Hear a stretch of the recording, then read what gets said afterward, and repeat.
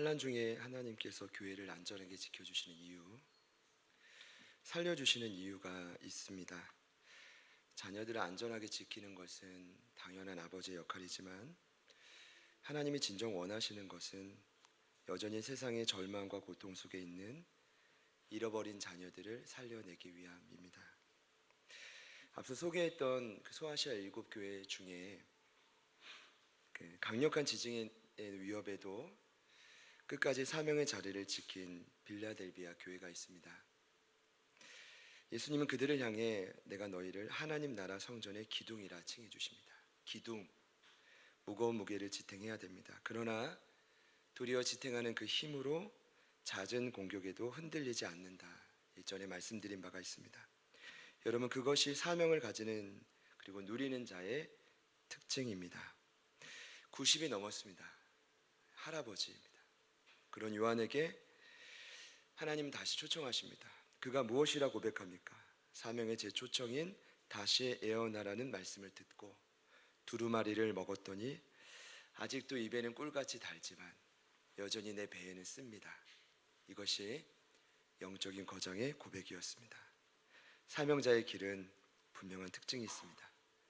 한 영혼을 살리기 위해 그 영혼을 품고 기도하고 말씀을 가슴에 새기고 전하고 연이어 가르치지만 결코 만만치 않습니다.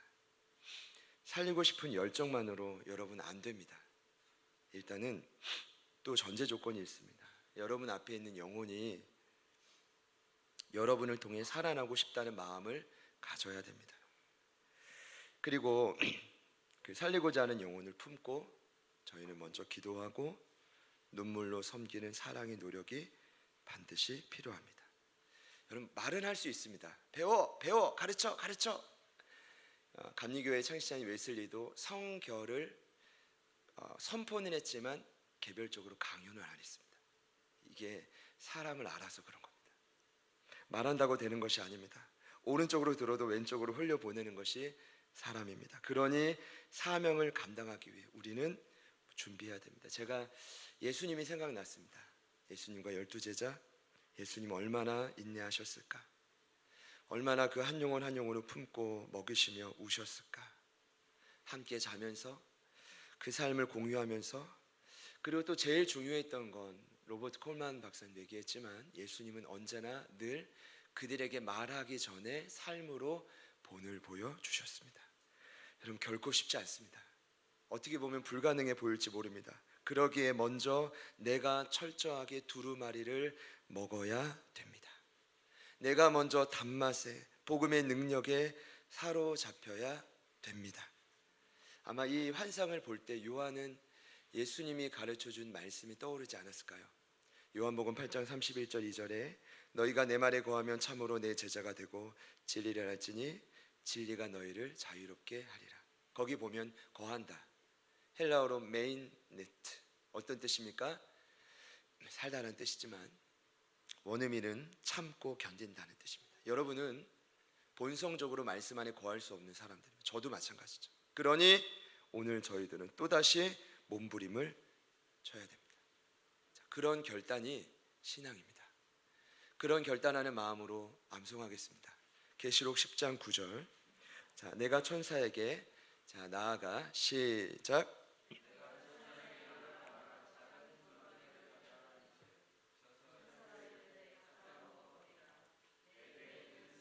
내 입에는 꿀같이 달리라 하거늘. 아멘. 오늘 11장은 전혀 다른 내용이 아닙니다. 결론적으로 말씀드리면 10장과 핵심이 동일한데 사명을 강조합니다. 그런데 1절부터 6절을 보니까 사명자의 또 하나의 특징을 말합니다.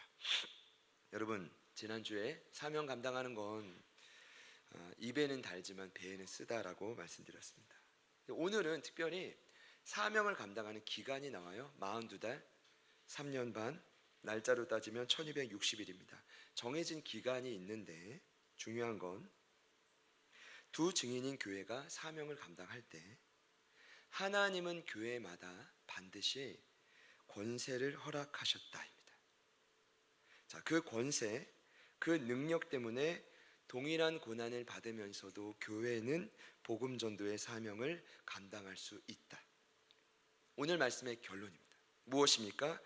사명자가 누리는 권세, 사명을 감당하는 교회가 누리는 권세.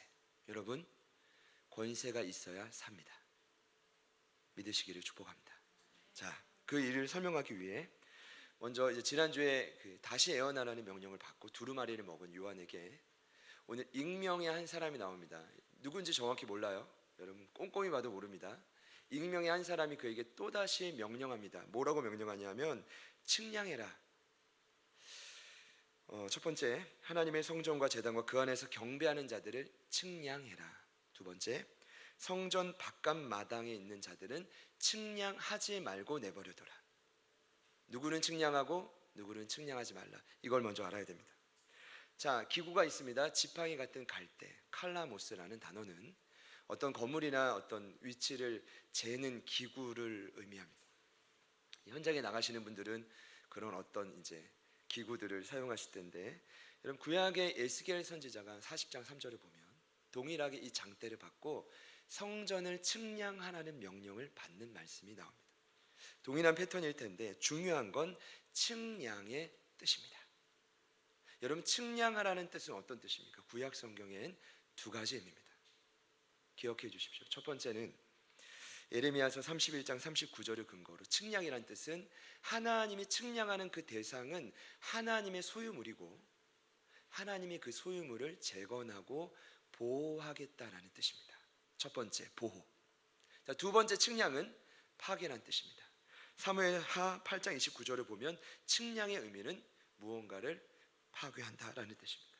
자, 근데 저는 결론적으로 말씀드릴 수 있습니다. 오늘 이 측량의 의미는 파괴가 아니라 보호입니다. 왜냐?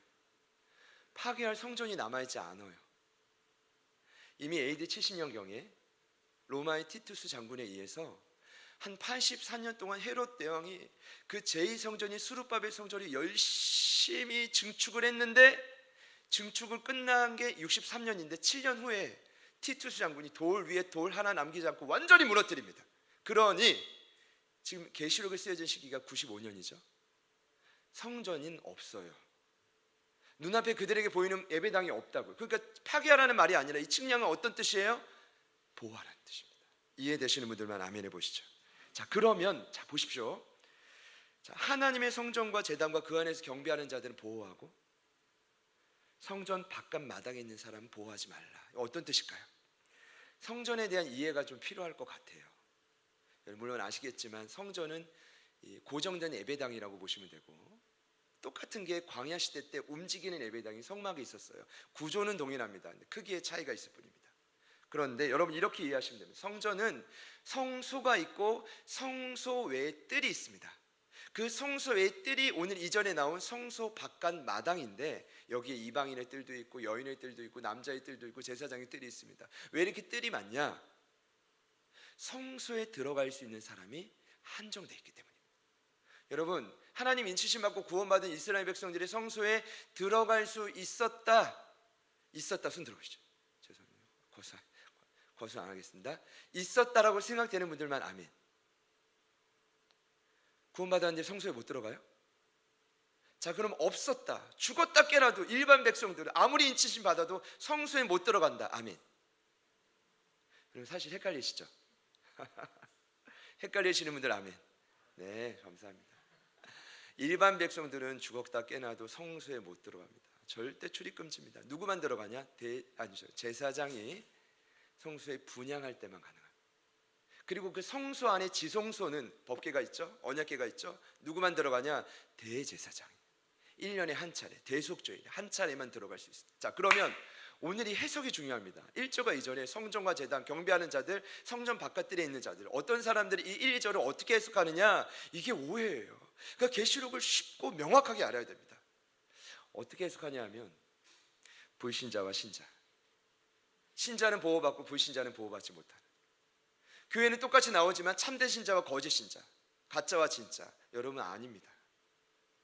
여기서 말하는 성전은, 2절에 말하는 거룩한 성은 성소와 성소 바깥마당을 합친 교회 공동체를 의미합니다. 여러분, 성전은 신약 성경에서 세 가지 의미입니다. 부활하신 그리스도의 몸, 그리고 성도 개개인의 몸, 그리고 오늘 여기는 교회 공동체 전체를 의미합니다. 그러면 이런 겁니다. 측량할 부분이 있고 측량하지 못할 부분이 있다. 교회는 잘 봐요. 보호받는 영역이 있고 아무리 교회랄지라도 보호받지 못하는 영역이 있다는 것입니다. 자, 그럼 여기를 우리 고민해 봐야 됩니다. 자, 그럼 우리가 교인으로, 성도로, 교회로 보호받는다는 건 어떤 의미인가? 여러분, 이런 겁니다. 오늘 예배에 나왔어요. 환경이 힘들고 어려웠지만 예배에 나왔단 말이에요. 그곳에서 임재하십니다. 성령님이. 거기서 환경을 초월하는 기쁨과 확신과 소망을 갖게 됩니다. 할렐루야. 그게 뭐냐? 보호받는 것입니다. 그러나 그 영적인 보호를 받아도 교회는 보호받지 못하는 영역을 피할 수가 없습니다. 이게 뭐냐? 교회는 아무리 보호를 받아도 하나님의 자녀랄지라도 외부의 공격을 피할 수 없다. 인치심 받아요? 구원 받아요? 고난이 끝나는 겁니까? 측량 받으면 모든 고난이 끝납니까? No. 세상이 주는 고난에서 자동적으로 면제받는 사람은 아무도 없습니다. 오히려 오늘 말씀은 고난을 받되 교회가 하나님의 보살핌을 받는 공동체임을 역으로 강조하는 것입니다. 다시 한번요. 교회는 환난을 피할 수 없습니다. 자, 지속적으로 말씀드리죠. 진공 상태에서 보호받는 사람, 저도 여러분 아무도 없습니다. 세상에서 필연적으로 환난을 당할 수밖에 없는 존재가 바로 저와 여러분입니다. 그러나 그 환난으로 저와 여러분은 패하지 않습니다. 바울의 고백처럼 아무리 우겨쌈을 당해도 하나님의 보호하심 속에 보존되고 결국 승리하는 자들이 저와 여러분입니다. 이것이 저와 여러분의 운명입니다.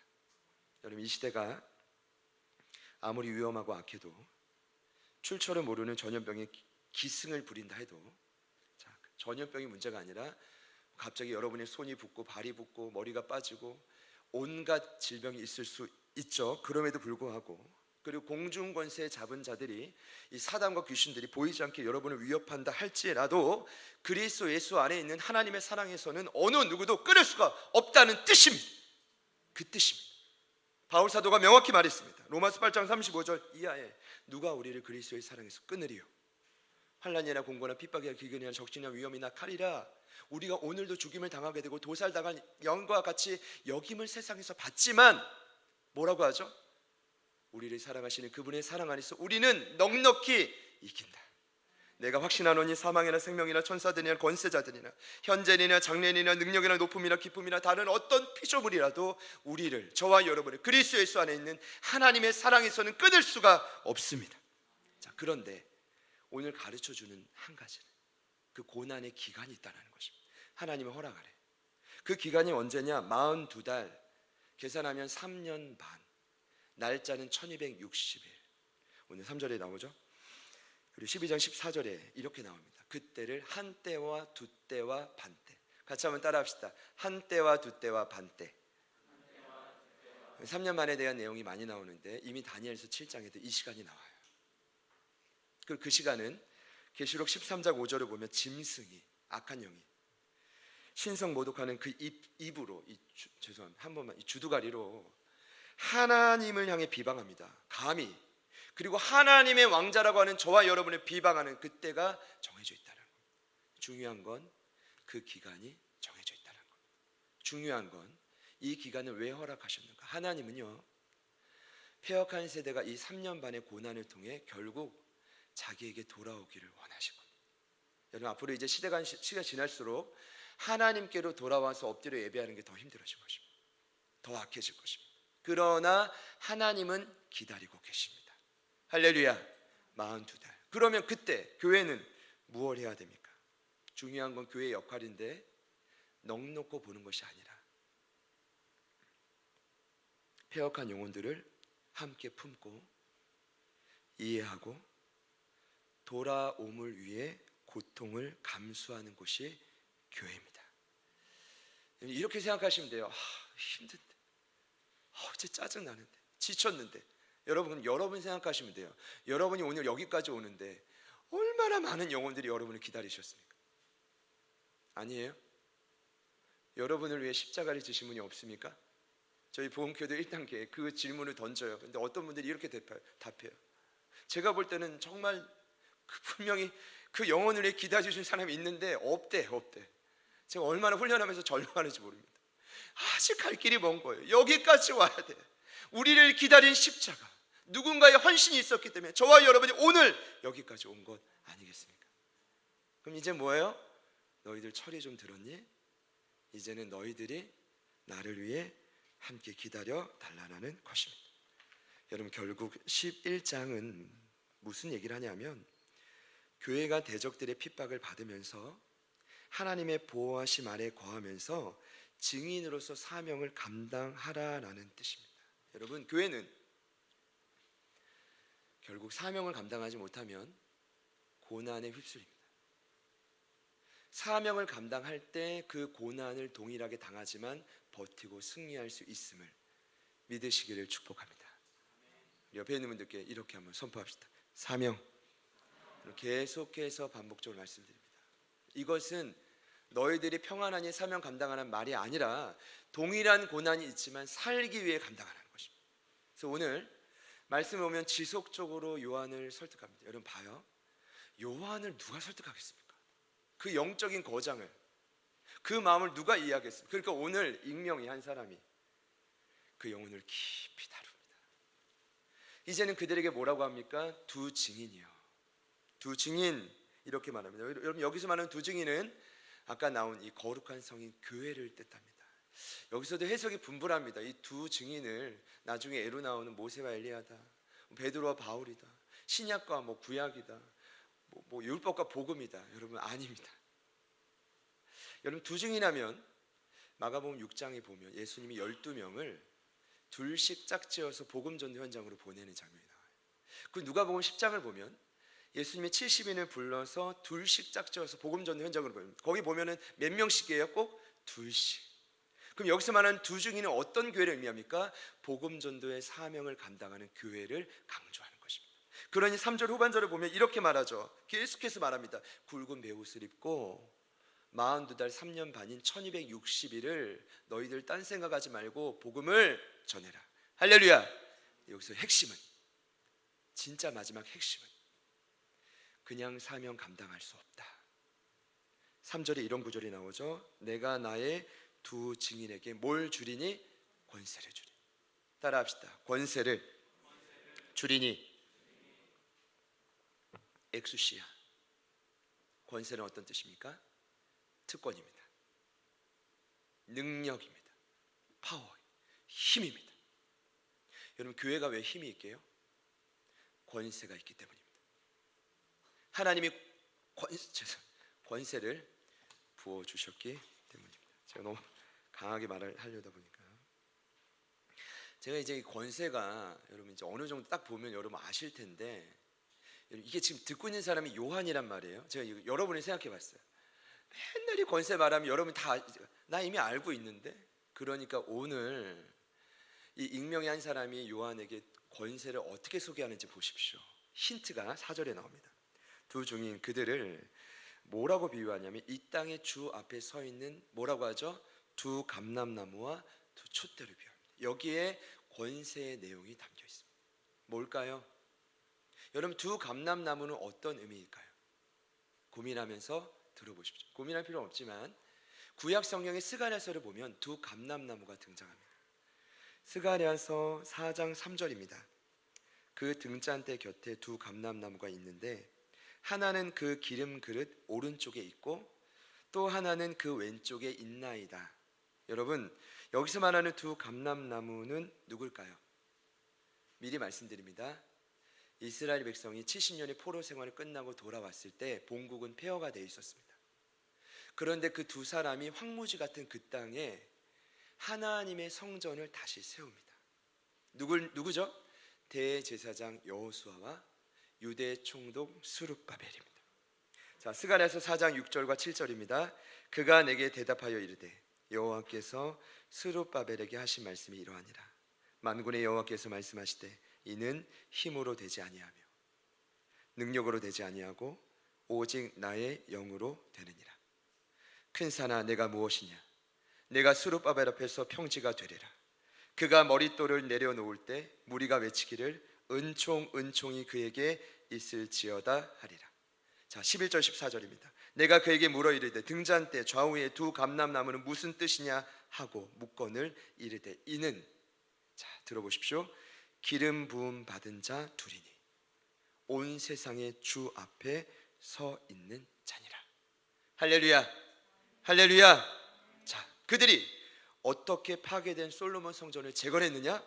하나님의 영이, 성령이 그들에게 강력하게 임하였기 때문입니다.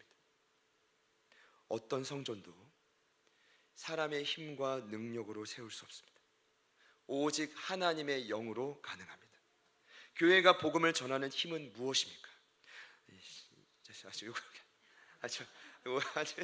여기 아니라 교회가 전하는 힘이 무엇입니까? 고민하는 게 이거예요. 저와 여러분이 넓은 길을 마다하고 저와 여러분이 예수님 걸어가신 십자가의 좁은 길을 따라갈 수 있게 하는 힘이 무엇입니까? 성령의 능력입니다. 교회가 말씀을 선포하고 가르치는 능력은 사람의 지식이나 머리에 없다고요. 오직 성령이 임해야 가능합니다. 내 안에 있는 내주하시는 성령님이 나를 사로잡아야만 합니다. 미쳐야 돼요. 세상이 운행하시는 성령이 이곳에 임한 성령이 여러분의 머리 위에 충만하게 임재하셔야 가능한 일입니다. 그러면 저와 여러분이 증인으로 바뀌어집니다. 그제서야 교회는 세상의 어둠을 밝히는 촛대가 됩니다. 그제서야 교회는 결코 불이 꺼지지 않는 영원히 불타는 교회로 변화되는 것입니다. 여기 지금 교회를 두 촛대라고 합니다. 왜 촛대가 교회냐? 계시록 1장 20절입니다. 내가 본 것을 내 오른손에 7별의 비밀과 또 7금 촛대라.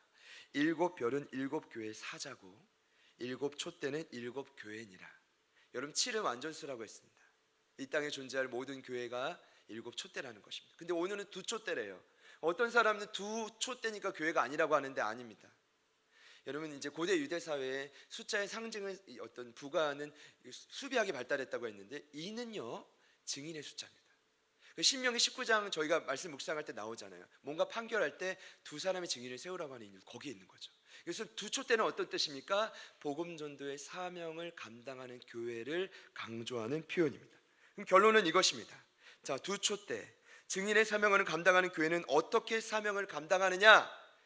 감람나무의 기름이 끊임없이 촛대로 흘러와야 됩니다. 그래야 불이 꺼지지 않습니다. 두 감람나무 여호수아 스룹바벨, 주 앞에서 받은 그 권세를 통하여 이 두 사람이 자신의 인생을 바쳐 그들 앞에 있는 한계인 큰 산들은 평지가 되라고 외치면서 어떻게 해요? 결국 성전을 세웠단 말입니다. 여러분 동일한 역사가 저희 제자들 교회 가운데 반드시 일어날 것입니다. 반드시 일어날 것입니다. 오늘 여기서 끝나지 않고 5절과 6절을 보니까 또 두 명의 예를 더 들어요. 구약 성경에서 이 성령의 권위를 받고 권능을 받고 하나님의 강력한 일을 감당했던 두 사람 누굽니까? 엘리야와 모세입니다. 입에서 막 불이 나오고 하늘에서 심판이 일어나는 두 사람. 여러분 어떤 일이 있었습니까? 엘리야 갈멜살 전투에서 사실 하나님이 명령하신 건 아닌데 제가 볼 때 자신감이 꽤 있었던 것 같습니다. 그 담대함이 어디서 왔냐? 성령에서 왔다. 할렐루야. 자, 누구를 부르죠? 이세벨의 녹을 먹는 바알 선지자 450명 와라. 누굴 부르죠? 아세라 선지자 400명 와라. 그럼 거기서 몇 대 몇이에요? 850대 1입니다. 심지어 이 엘리야는 자기 제단의 제물에 물을 퐁퐁퐁 쏟습니다.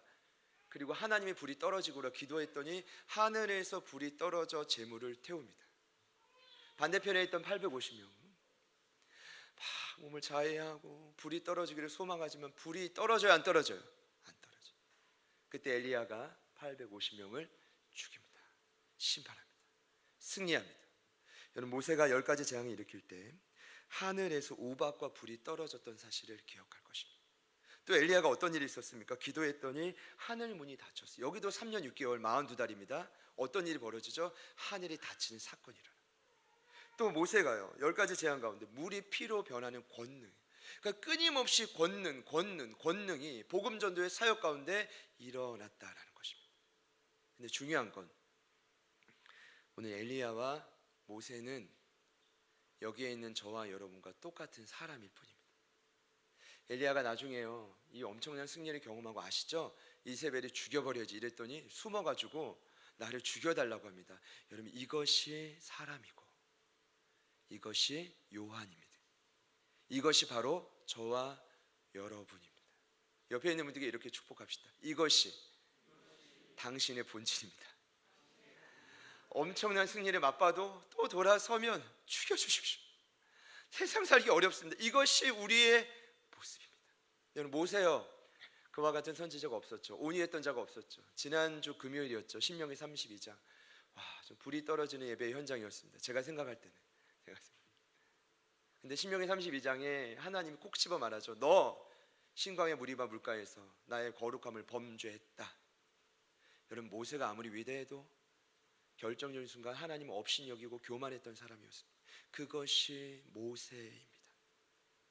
오늘 말씀의 결론은 그것입니다. 이것이 교회. 그러니 교회는 반드시 위로부터 내려오는 권세로 충만할 때 사명을 감당하게 된다라는 것입니다. 여러분에게 그 권세가 회복되기를 소망합니다. 오늘 이 시간 다시 한번 그 특권을 붙들고 눈물의 사명의 현장 다시 나아갈 수 있기를 소망합니다. 자, 오늘 이 말씀을 듣고 있는 요한, 제가 생각할 때 오늘 3절부터 6절을 보면은 스룹바벨, 여호수아, 엘리야, 모세 이름 아무도 안 나오죠. 그런데 요한은 알았을 것입니다. 왜냐? 그는 구약 성경에 능통한 사람이었기 때문에. 그래서 그는 알았을 것입니다. 여호수아, 스룹바벨, 엘리야, 모세, 평범한 그들이 하나님의 영인 성령에 사로잡혀서 어떻게 변화되었는지를 그는 알았습니다. 그리고 그 또한 스스로 알았습니다. 제가 확신하건대 여러분도 알 것입니다. 여러분도 성령의 능력에 사로잡혀서 쓰임받았던 때가 있었죠. 있으셨던 분들만 아멘. 지금도 그러시기를 축복합니다. 네, 그런데 만만치 않습니다. 그는 명확히 압니다. 왜냐하면 요한은 누구보다 성령의 권세가 임할 때 어떤 변화가 있는지 그는 명확히 합니다. 그는요, 오순절날 예수님이 약속하신 또 다른 보혜사 성령의 충만함을 경험할 때 그 자리에 있었습니다. 그리고 그는 그때 권능을 받고 여러분 아시는 것처럼 예루살렘, 온 유대, 사마리아와 땅끝 모든 한계를 뛰어넘어서 복음을 전하는 증인으로 변화를 경험했던 사람이었습니다. 그러니까 요한은 누구보다 잘합니다. 근데 오늘 또다시 듣는 것입니다. 그리고 심지어 그는 예수님이 죽기 전에 예수님이 가르쳐 주신 성령의 진리를 잘합니다. 이런 말씀입니다. 요한복음 14장 26절에 보혜사 곧 아버지께서 내 이름으로 보내실 성령, 그가 너희에게 모든 것을 가르치시고 내가 너희에게 말한 모든 것을 생각나게 하리라. 16장 13절 그러나 진리의 성령이 오시면 그가 너희를 모든 진리 가운데로 인도하시리니 그가 스스로 말하지 않고 오직 들은 것을 말하며 장래 일을 너희에게 알리시리라. 여러분, 성령의 권세가 강력하면 강력할수록 저와 여러분의 삶에 어떤 일이 벌어지냐면 예수님이 가르쳐 주신 것입니다. 진리의 예수님 안에 속하게 되어 있습니다.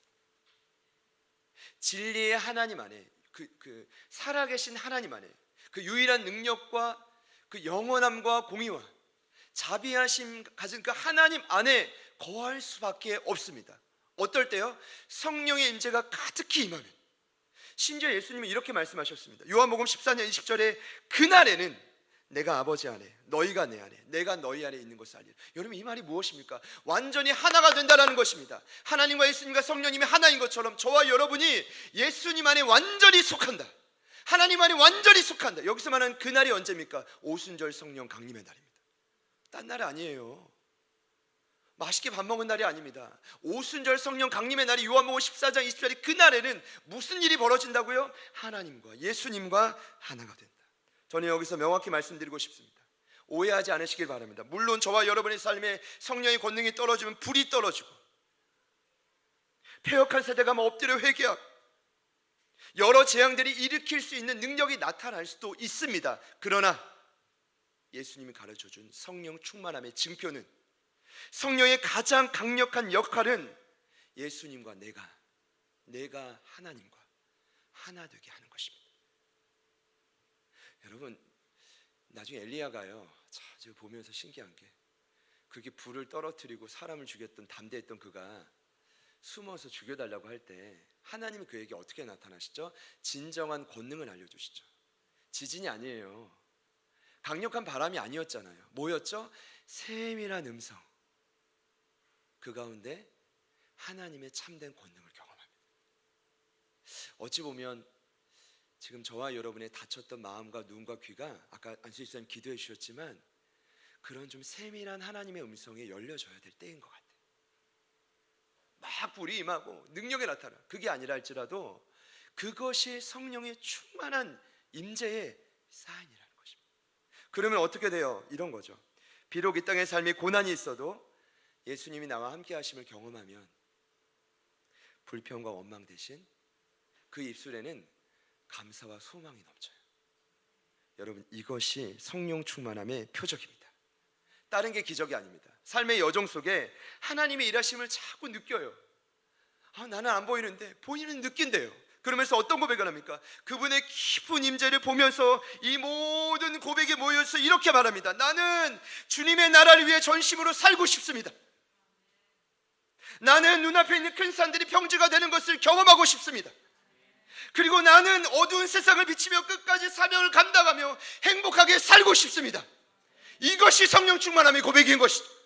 어디서 불이 떨어지고 사람들이 죽어나갈 사람, 나하면 더 좋겠지만, 그것도 하실 수 있지만, 주님이 가르쳐 주신 성령 충만함의 사인은 예수님 안에 완전히 속한 자가 되는 것이죠. 여러분, 속해 보세요. 우상이 보입니다. 속해 보세요. 욕심이 보입니다. 속해 보세요. 내가 염려하고 걱정하는 것이 무엇인지 깨달아지게 됩니다. 그러니 여호수아와 스룹바벨이 미치지 않고서는 그 황무지에 어떻게 성전을 짓습니까? 수많은 사람들이 그렇게 방해하는데 짓잖아요. 그때는 몰라도 그 성전 때문에 수많은 영혼들이 살아나잖아요. 오늘 저와 여러분이 흘리는 이 눈물, 헌신, 고백, 반드시 누군가는 그 열매를 따먹게 될 것입니다. 권세를 가지고 증인의 사명을 감당하는 저와 여러분 되기를 소망합니다. 그래서 오늘 제가 이제 기록했지만 이번 주 사명 인사래요. 사랑 인사는 권세를 받읍시다. 우리 옆에 있는 분들께 이렇게 축복합시다. 권세를 받읍시다. 앞뒤를 보시면서 한 번 더 이렇게 축복합시다. 권세를 받아야 합니다. 권세 받으면 아무것도 걱정될 게 없죠. 저는 소망해요. 제가 왜 엘리야 모세처럼 되지 말란 법이 어디 있습니까? 왜 제가 스룹바벨처럼 되지 말란 법이 어디 있습니까? 저는 황무지 같은 이 땅에서 그렇게 살고 싶습니다. 그렇게 성전을 짓고 싶습니다. 보이는 성전들이 하나님의 구원받은 사람들이 끊임없이 일으키고 싶습니다. 제가 하는 것이 아니라 주께 속하면 성령께서 감당하게 하시는 것입니다. 눈앞에 있는 큰 산이 평지가 얼마든지 될 수 있다라는 것입니다. 지난 금요일에 이 목놓아 이 찬양을 고백했는데 제가 말씀을 묵상하다 알았죠. 이게 스룹바벨 향한 하나님의 약속의 말씀이었어요. 여러분, 그렇게 될 것입니다. 그렇게 될 것입니다. 그렇게 될 것입니다. 믿으시기를 축복합니다. 자, 같이 생명 다해서 찬양합시다. 말씀을 기억하면서 고백합시다. 그리고 지금 여와 여러분 눈앞에 있는 큰 산을 향해 선포하시오. 평지가 되라, 돌파되라. 그리고 나는 주님께 속한 자고 주님 나라 위에 사명으로 살겠다. 주님께서 이 시간 이 시대의 모세와 엘리야를 부르십니다. 이 시대의 스룹바벨과 여호수아를 부르시고 요한과 같이 저와 여러분을 쓰시기를 원하십니다. 아무리 인생이 버겁고 힘이 들어도 주님 사명을 감당하겠습니다. 결단하는 마음으로 같이 고백합시다.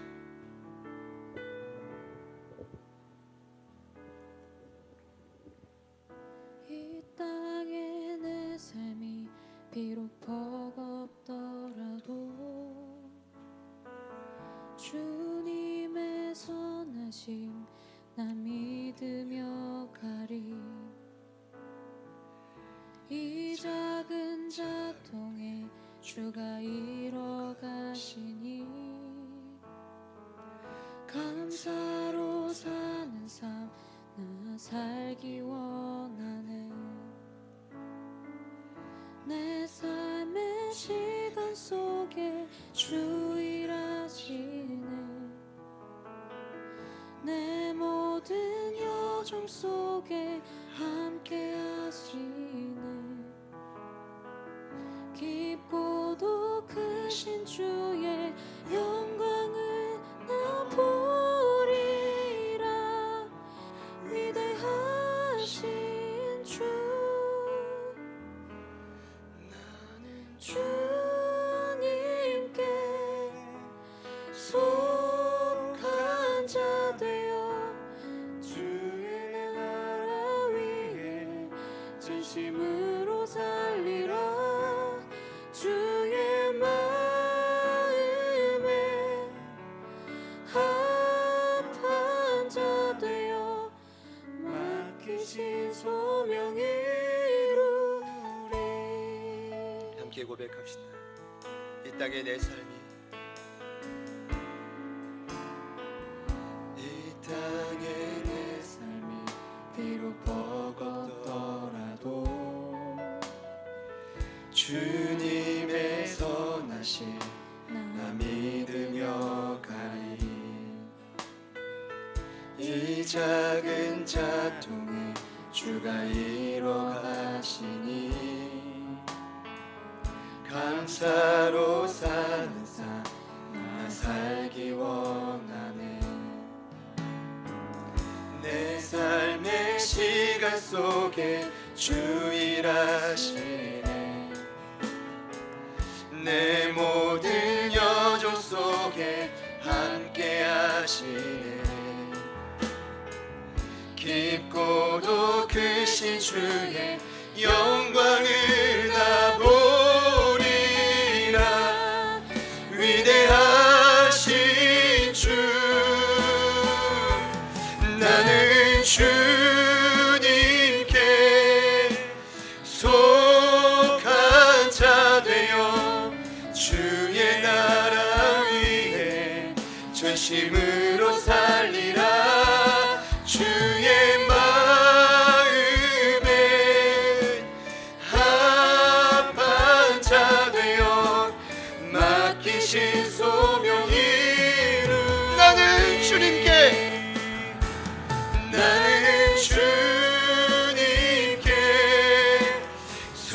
속한 자 되어 주의 나라 위에 전심으로 살리라.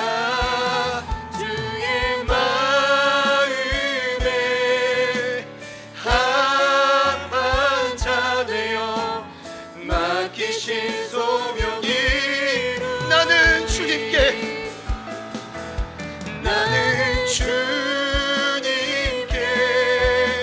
속한 자 되어 주의 나라 위에 전심으로 살리라.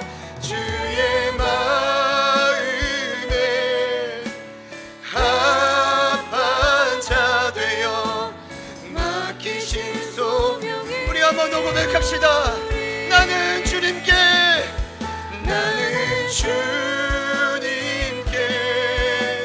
속한 자 되어 주의 나라 위에 전심으로 살리라. 주의 마음에 합한 자 되어 맡기신 소명이. 주의 마음에 주의 마음 합한 자 되어 맡기신 소명 이루리. 교회가 왜 존재합니까? 힘들고 어렵고 버겁고 눈앞에 있는 평지를 하나님 구해 주십시오. 날 살려 주십시오. 그것도 맞지만 여호수아처럼, 스룹바벨처럼, 엘리야와 모세아처럼 누구는 그렇게 살아야 되는 거 아닙니까? 그것이 교회의 능력이고 존재의 이유 아닙니까? 하나님, 우리가 믿으면 믿을수록 눈앞에 더 구체적으로 분별되고 알아지는 것이 한계입니다. 그러나 이 시간 성령의 권세를 힘입어 선포합니다. 우리 앞에 있는 모든 큰 산하 평지가 될지어다. 아멘. 그 모든 평지가 돌파되고 우리는 그 모든 것을 돌파하여 이 황무지 같은 이 땅 위에 하나님의 성전을 세우게 하여 주십시오. 주님 권세와 능력으로 우리가 전진하는 하나님의 사람들로 우리를 사용하여 주십시오. 요한과 초대교회가 그렇게 쓰임받았던 것을 우리 제자들 교회가 그렇게 쓰임받게 하여 주십시오. 우리 간절히 주님 이름 부르시고 우리 기도하며 나아갑니다. 주여, 주님,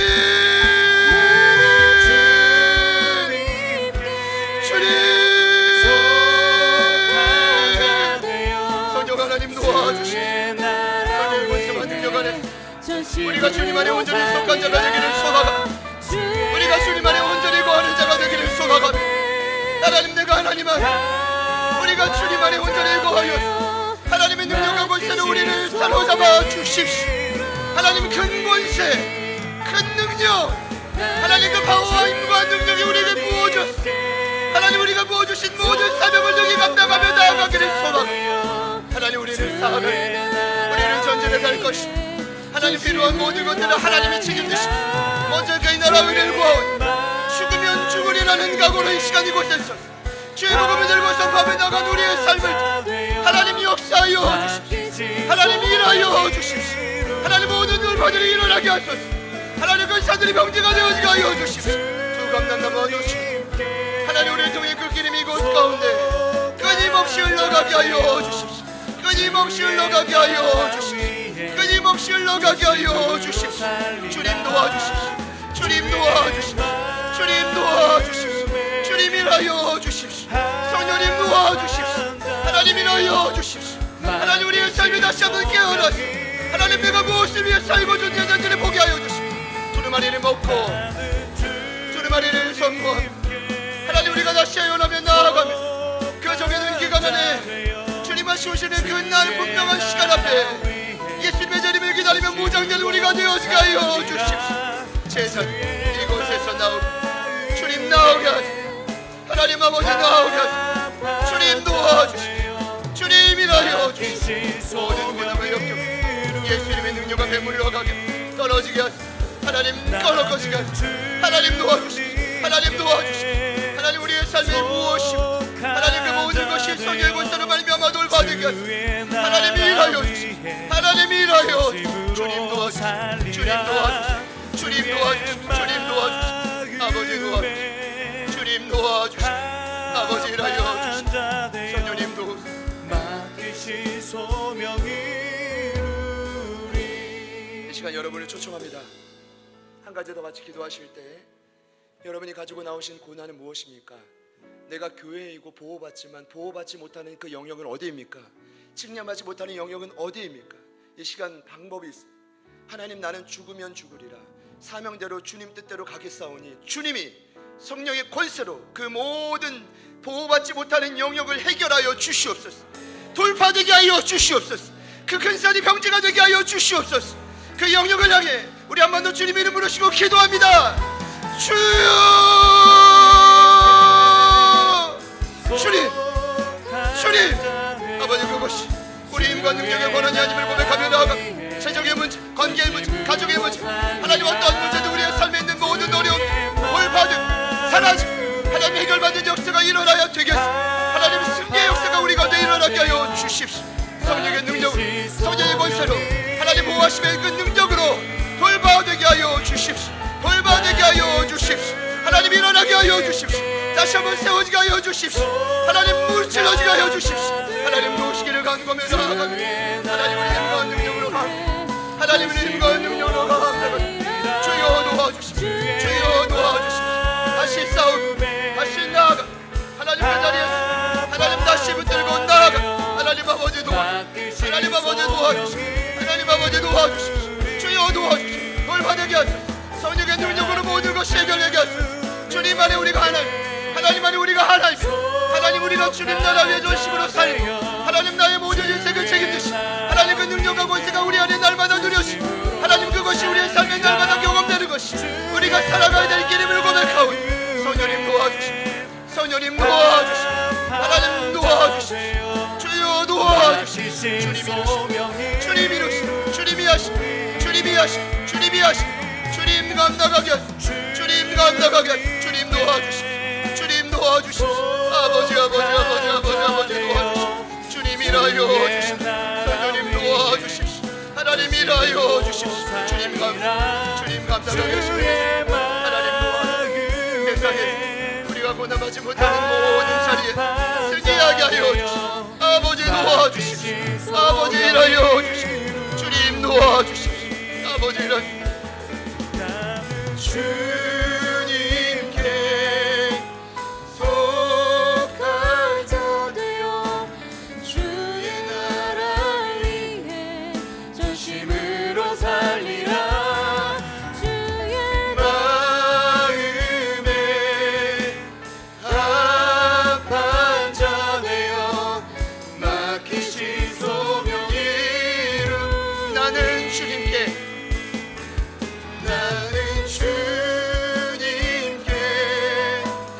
속한 자 되어 주의 나라 위해 전심으로 살리라. 주의 마음에 합한 자 되어 맡기신 소명 이루리.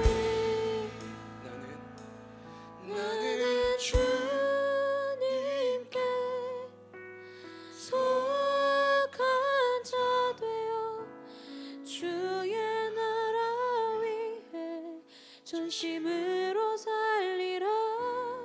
주의 마음에 합한 자 되어 맡기신 소명 이루리.